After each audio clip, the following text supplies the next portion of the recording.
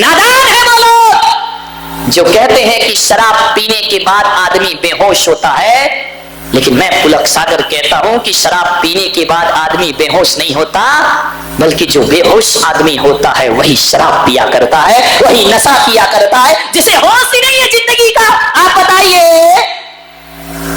Cigarette के pocket पे लिखा है सिगरेट पीना स्वास्थ्य के लिए, चेतावनी लिखी है सिगरेट पीना स्वास्थ्य के लिए हानिकारक है, और उसके बाद भी आदमी पी रहा है, तो बताओ वो होश में है या बेहोश आदमी है? ध्यान रखिए, लिखा है, चेतावनी लिखी है।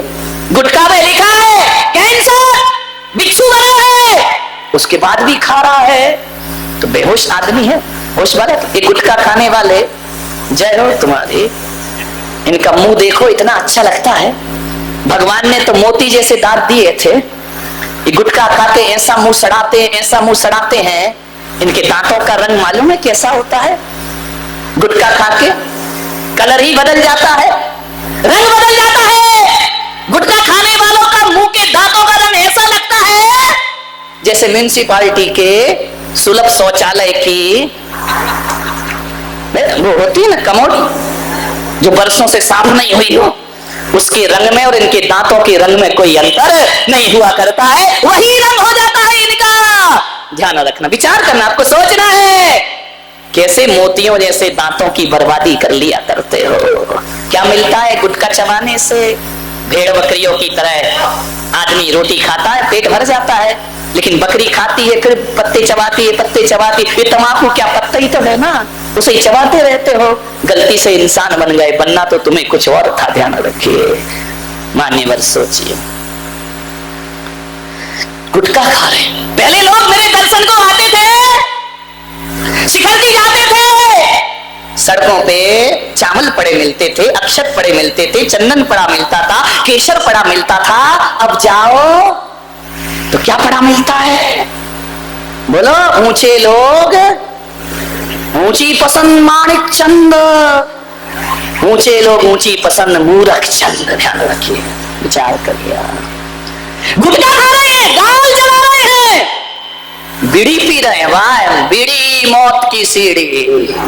ध्यान रखा, गुटखा खाओ गाल जलाओ, जल्दी जाने की तैयारी है ना, अरे इज्जत की मौत मरो मेरे भाई। ध्यान रखना, ये सुरा सुंदरी के शौकीन जीवन के अंत में कुत्ते की मौत मरा करते हैं। ध्यान रखिए, और मैं आज जो प्रवचन कर रहा हूं, मैं नहीं चाहता कि कोई समाज का व्यक्ति कुत्ते की मौत मरे। मरना है तो अरिहंतों की मौत मरो और संतों की मौत मरना तो है ही जिंदगी में।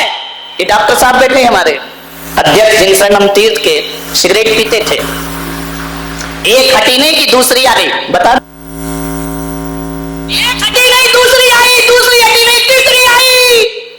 बिना सिगरेट के काम नहीं, अगरबत्ती का ठिकाना नहीं, यही अगरबत्ती चढ़ती थी। अब सिगरेट क्या है, बीड़ी क्या है? एक बात आप बताइए, सिगरेट में एक तरफ तो आग जलती रहती है, दूसरी तरफ फिल्टर लगा होता है ना। अब एक बात बताओ, उस सिगरेट को आदमी मुंह में लगाता है। मैंने कहा यार ये क्या जिंदगी है कि आदमी जलती हुई सिगरेट मुंह में लगाता है। मुंह में लगाने का मतलब है मुखाग्नि है। अब ये अवसर तो लड़के को दो, तुम काहे को अपने हाथ से अपनी जिंदगी को मुखाग्नि देते हो? काहे को अपनी जिंदगी को जला रहे हो, बर्बाद कर रहे हो? डॉक्टर साहब ने बताया, उनकी एक बेटी है पूना में, डॉक्टर है वो भी। उसने एक दिन डॉक्टर साहब से कहा, पापा मरना तो एक दिन सबको है, आज मरो या कल मरो, मरना तो है ही। लेकिन पापा मैं चाहती हूं, मृत्यु तो एक दिन आपकी भी होगी, लेकिन मैं चाहती हूं कि मेरे पापा ऐसे ना मरे कि पलंग पर तड़प तड़प के उन्हें मरना पड़े। मैं चाहती हूं कि इज्जत की मौत उनकी मौत होना चाहिए। पापा आज के बाद सिगरेट मत पीना। डॉक्टर साहब ने मुझे बताया, उस दिन से सिगरेट फेंक दी और आज तक जीवन में सिगरेट को हाथ नहीं लगाया था। मान्यवर सोचिए, कैसी जिंदगी को हम बर्बाद करते हैं अपनी।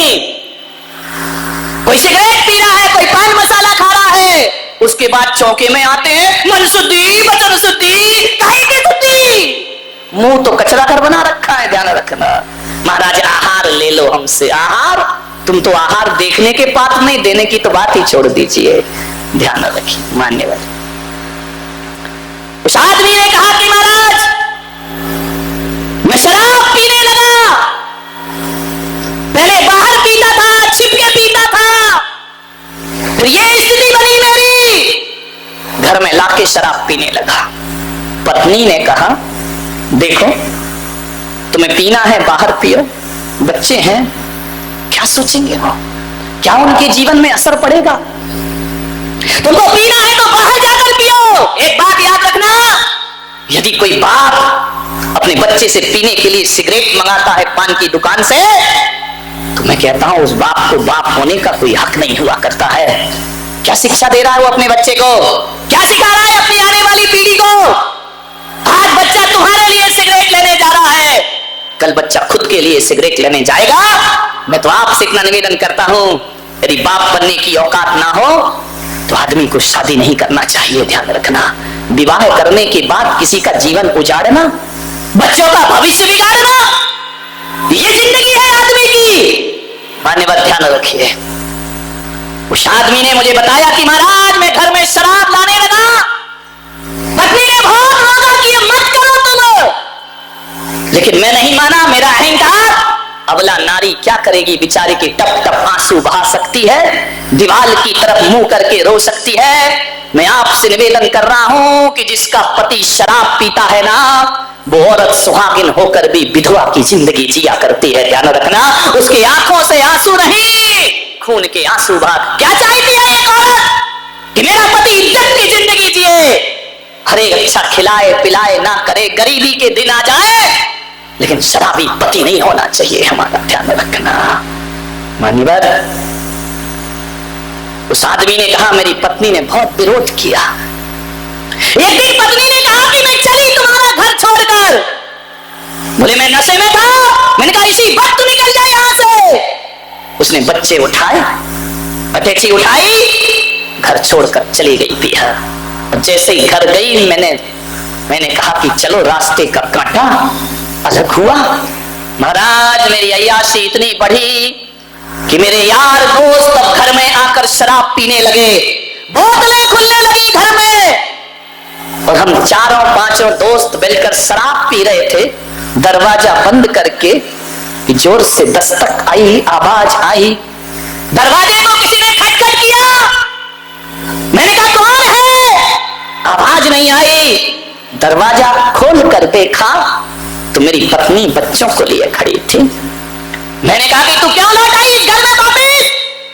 बोले मैं गई नहीं थी, मैं ये देख रही थी कि मेरे जाने के बाद तू मेरे मंदिर जैसे घर का क्या हाल करता है। जैसे ही पत्नी अंदर आई और उसने देखा कि टेबल पर बोतलें हैं, जाम रखे हुए हैं, उसने मेरे दोस्तों का अपमान किया कि तुमको शर्म नहीं आती है, किसी का घर जाकर उजाड़ते हो, मेरे घर को शराब खाना, निकल जाओ मेरे घर से बाहर। खबरदार जो आज के बाद इस घर की तरफ मुंह भी किया। मेरे दोस्त सिर झुकाकर निकल गए। मुझे इतना गुस्सा आया, इतना गुस्सा आया कि तूने मेरे दोस्तों का अपमान किया, उनके सामने बेइज्जती कर दी। मैंने पत्नी को एक चांटा मारा। पत्नी ने कहा तुम कुछ भी कर लो, मैं इस मंदिर जैसे घर में अपवित्र चीज नहीं आने दूंगी, चाहे कुछ भी कर लो। बहस इतनी बड़ी कि मैं नशे में था, मैं कुछ ना कर सका।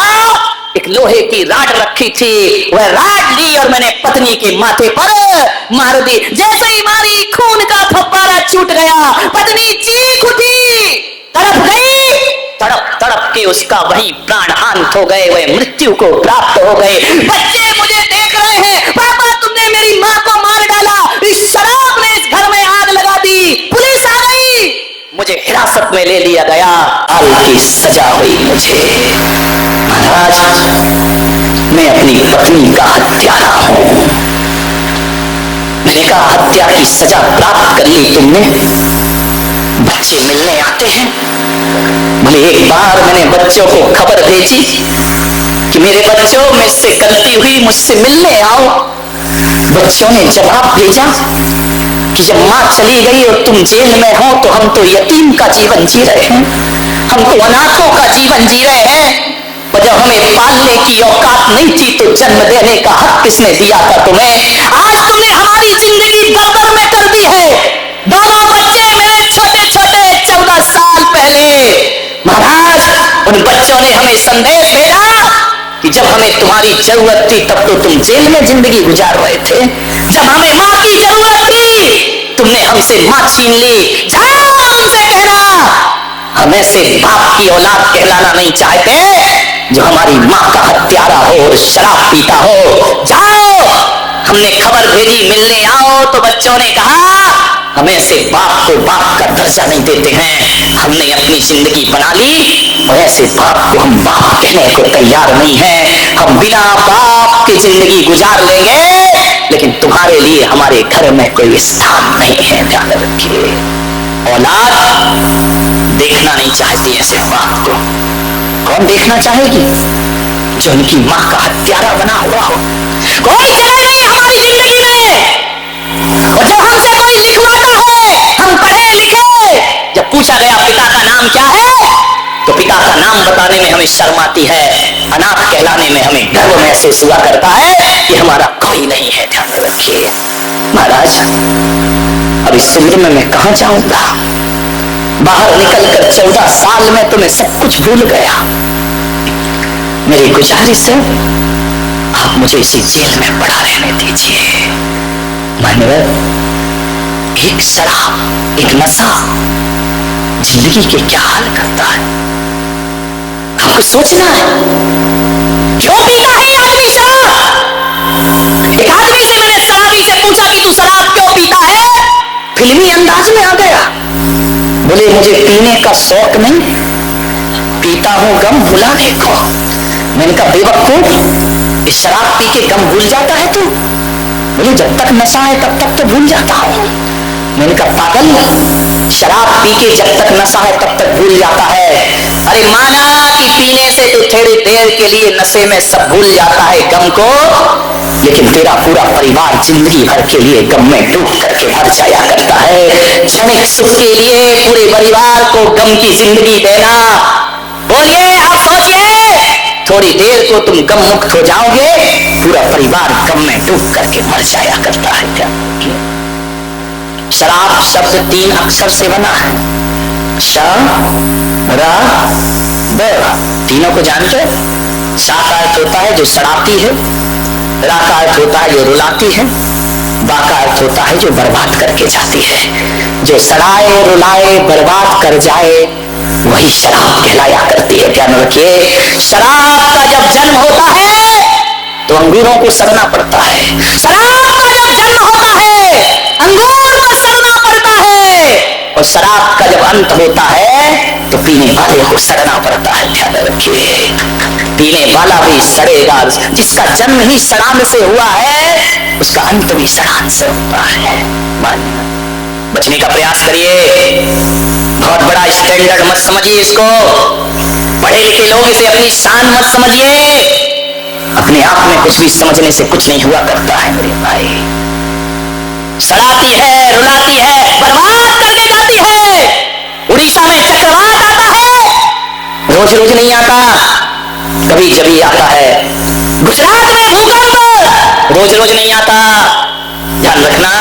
और राजस्थान में सूखा रोज रोज नहीं पड़ता, लेकिन बोतल का तूफान तो रोज रोज हमारे घरों में आया करता है। ध्यान रखिए, उड़ीसा का तूफान तो खुलेआम आता है और बर्बाद करके चला जाता है, लेकिन बोतल का तूफान तो वो तूफान है जो बोतल में बंद होके आता है और सड़कों पे खुला छोड़ के चला जाता है। और ऐसा जहर है ये, एक पीता है, घर में एक पीता है, सजा पूरे परिवार को मिलती है। ध्यान रखिए।